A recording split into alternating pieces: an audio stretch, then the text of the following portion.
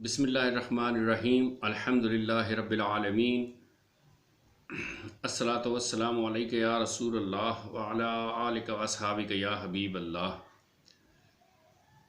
नाज़रीन कराम, ये मेरा ऑफिशियल यूट्यूब चैनल है। अगर आपको मेरा कंटेंट पसंद आए तो प्लीज़ इसे सब्सक्राइब भी कीजिए और इसे लाइक और शेयर भी कीजिए। 22 अप्रैल को कैलिफोर्निया के दो डॉक्टर्स ने डॉक्टर डैन एरिक्सन ने और उनके साथ एक और डॉक्टर मसीही था, उन्होंने एक प्रेस कॉन्फ्रेंस की है और उसमें उस प्रेस कॉन्फ्रेंस जो 1 घंटे से ज़्यादा लंबी है, उसमें उन्होंने जिस किस्म के हक़ाइक़ बयान किए हैं, उन हक़ाइक़ को बयान करने के बाद जब उसको यूट्यूब पे अपलोड किया है तो चंद बहुत कम वक्त में 5 करोड़ से ज़्यादा लोगों ने दुनिया में उसे देख लिया है और एक खलबली मच गई है पूरी दुनिया में। उसमें वही शवाहिद और वही हक़ाइक़ साइंटिफिकली बयान किए हैं उन्होंने, जो मैंने आज से कोई 6 हफ़्ते पहले जो है उनके ऊपर बात की थी और एक पे अलग-अलग वीडियो बनाई थी। पीसीआर टेस्ट किट पे अलग बनाई थी और वायरस की हवाले से अलग बनाई थी, फिर सैनिटाइज़र पे, फिर क्वारंटाइन पे और फिर उसके बहुत सारी इस पर की थी। तो उन्होंने एक बड़ी कम्प्रिहेंसिव प्रेस कॉन्फ्रेंस की, जिसको बाद में यूट्यूब ने डिलीट कर दिया और यूट्यूब के मालिक ने उसके ऊपर जो स्टेटमेंट दिया उससे कहा क्योंकि ये WHO की पॉलिसीज़ के ख़िलाफ़ थी ये वीडियो, इसलिए हमने डिलीट कर दी। इनकी इजहार राय का जो इंसान का बुनियादी हक है वो कहीं भी दुनिया में इस वक्त महफूज नहीं है। मतलब यूट्यूब जैसा जाबिर इदारा, जिसको जाबिर नहीं होना चाहिए था, उसको चाहिए था कि इसको वो प्रोमलगेट करता और इस मौक़िफ़ को भी सामने लेके आता, लेकिन ऐसा नहीं हुआ। अफसोस है इस बात का। और लेकिन फेसबुक ने उसको डिलीट नहीं किया था अपने पेज से, लेकिन आज अफसोस की बात यह है कि आज फेसबुक ने भी उसको डिलीट कर दिया है। डेली मेल ने उसके ऊपर मजमून लिखे हैं, फॉक्स में उसके ऊपर प्रोग्राम्स हुए हैं, दुनिया के और कई सारे बड़े बड़े अमीर कबीर लोगों ने इनको सपोर्ट किया है और यूट्यूब को बहुत लान तान भी किया है। लेकिन क्या फ़र्क पड़ता है, ये वन वे ट्रैफिक है। वो हमारा कुत्ता कुत्ता और उनका कुत्ता टॉमी है। तो मुझे कुछ लोगों ने फ़ोन करके कहा कि जी वो अब तमाम हक़ाइक़ जो आपने इतना अर्सा पहले बयान किए थे वही ये डॉक्टर्स बयान कर रहे हैं, जो इम्यूनोलॉजिस्ट भी हैं, माइक्रोबायोलॉजी के भी माहिर हैं और बड़े लोग हैं। उन्होंने बड़े हौसले का मुज़ाहरा किया इस मौजू पे इजहार ख़्याल करके, और फिर CDC के और WHO के और जितने भी डेटाज़ हैं उनके ऊपर क्वेश्चन उठाया और उन्होंने असल क्वेश्चन बताया और जो उसकी डेथ मोर्टिलिटी रेट है वो बताया कि ये 0.1% है, यानी कि 1000 में से बमुश्किल तमाम एक पेशेंट की जान जा सकती है। और यही कि डेथ टोल जो है ना वो अमेरिका में हर साल यही होता है जब सीजनल फ्लू होता है। तो और ये जो पेंडेमिक एक फ़्रॉड है, लॉकडाउन एक फ़्रॉड है, अमेरिका को इसमें से बाहर आना चाहिए, कैलिफोर्निया को इसमें से बाहर आना चाहिए। हॉस्पिटल्स को ब्राइब दी जाती है डेथ काज जो है वो कोविड-19 डिक्लेयर करने के लिए, प्रेशर होता है उनके ऊपर। ये सब बातें उन्होंने की हैं। अच्छा होता, मैं ये चाह रहा था कि मैं आपको तनकीदी जायज़ा पेश करूं उनकी प्रेस कॉन्फ्रेंस का। उनकी प्रेस कॉन्फ्रेंस में जो एक दो बातें और अगर वो ऐड करते तो और ज़्यादा अच्छा होता। अगर वो किसी तरह से एक्सोसोम्स और कोविड-19 के वायरस की आपस की जो मुशाबहत है उसके ऊपर भी बात करते तो ये और भी ज़्यादा क्लियर हो जाता कि दरअसल ये एक्सोसोम्स को ही एक नया नाम कोविड-19 दे दिया है इन्होंने। और जब हम PCR टेस्ट कर रहे होते हैं तो वो PCR टेस्ट असल में एक्सोसोम्स को इंडिकेट कर रहा होता है, ये उन्होंने नहीं बात की। और दूसरी बात ये है कि उनको ये भी चाहिए था कि वो इसका सलूशन भी बताते कि अगर बंदे की बॉडी को अल्कलाइन कर दिया जाए तो 3 दिन के अंदर ये इसके सारे इफ़ेक्ट्स ख़त्म हो जाते हैं।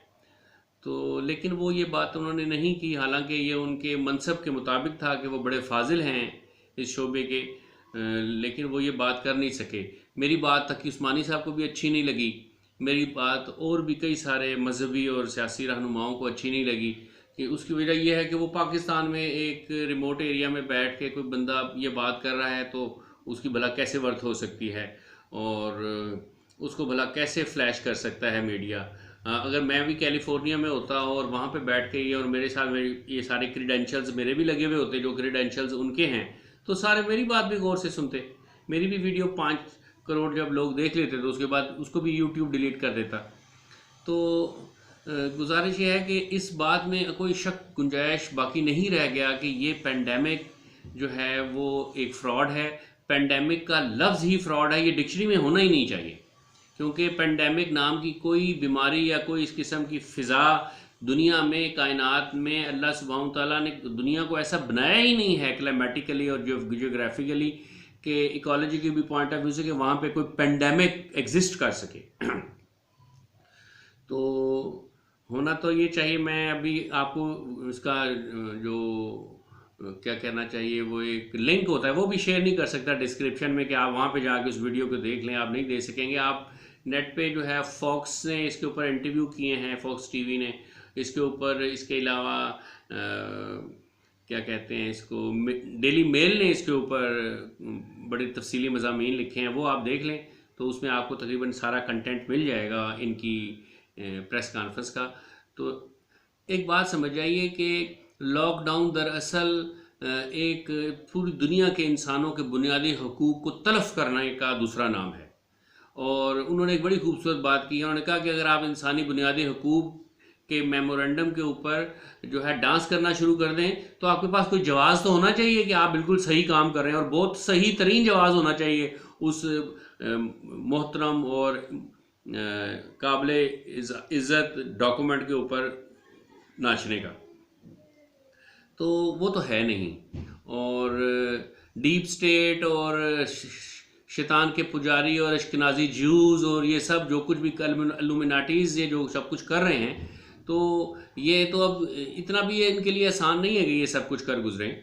अगर लोग जाग जाएं एक दफ़ा, इसकी वजह से केओस पैदा हो जाए, या ये असल में केओस ख़त्म इन्होंने पैदा की, ये एंटी केओस एक फ़िज़ा पैदा हो जाए तो दुनिया के हालात बदल सकते हैं।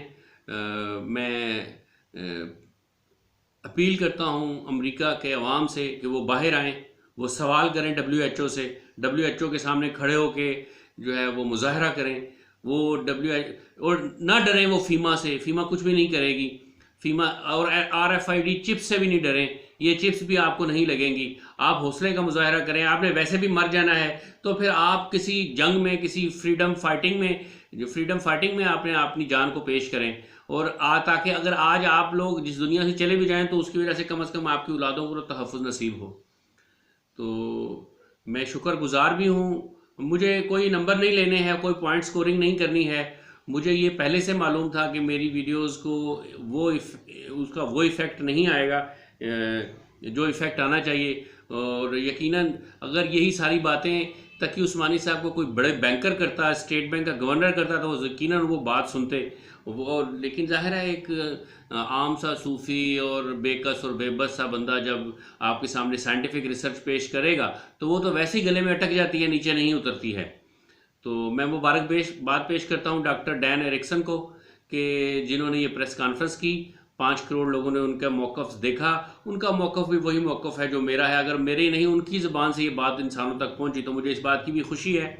और फिर मैं उनको दूसरी दफ़ा मुबारकबाद देता हूँ कि उनकी शख्सियत और उनके इल्म की सच्चाई से खौफज़दा होकर यूट्यूब जैसे झूठे इदारे के मालिक ने उनकी वीडियो डिलीट कर दी। और फिर फेसबुक भी जो है ना इन शैतानी ताकतों के सामने सरवाइव नहीं कर सका और उसने भी सॉरी करके डिलीट कर दी। लेकिन आप ये सब जिन्होंने देख लिया, उनके दिल से, उनके सीने में आ गया है, जो ये सब कंक्रीट हो गया है, सीमेंटेड हो गया उनके दिमाग में, जो कुछ उन्होंने कहा है डॉक्टर एरिक्सन ने, वो तो डिलीट नहीं कर सकता ना कोई। तो अल्लाह सुब्हानहू तआला से दुआ है कि अल्लाह सुब्हानहू तआला ने यकीनन कोई ऐसी वबा तो बनाई ही नहीं थी जो पूरी दुनिया के 8 अरब इंसानों को लॉकडाउन में ले जाती। अल्लाह सुब्हानहू तआला उन लोगों को गर्क कर दे जिन्होंने इस लॉकडाउन को अरेंज किया। अल्लाह सुब्हानहू तआला उन लोगों को भी तबाह बर्बाद और जलील और रुसवा कर दे जिन्होंने इस एक्सोसोम्स का नाम कोविड-19 रख के लोगों को धोखा दिया। और अल्लाह सुब्हानहू तआला WHO को भी तबाह बर्बाद और ज़मीन बोझ कर दे जिसने कि डिज़ीज़ मॉन्जरिंग और एक्सपेरिमेंटल डिज़ीज़ और रेमडेसिविर टाइप की मेडिसिन जो हैं वो उनको खुले आम इस्तेमाल करना शुरू कर दिया। उन लोगों पे जो क्वारंटाइन में हैं अल्लाह सुब्हानहू व तआला इस क्वारंटाइन के तस्वुर को और इसकी जितनी भी फ़िज़िकल एग्जिस्टेंस है दुनिया में, इस सब को भी ज़मीन बोझ कर दे।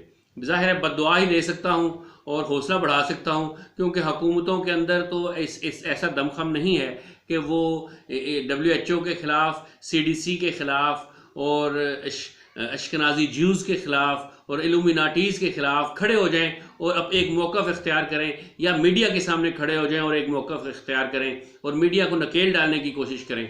वमा अलैना इल्लल बलाग।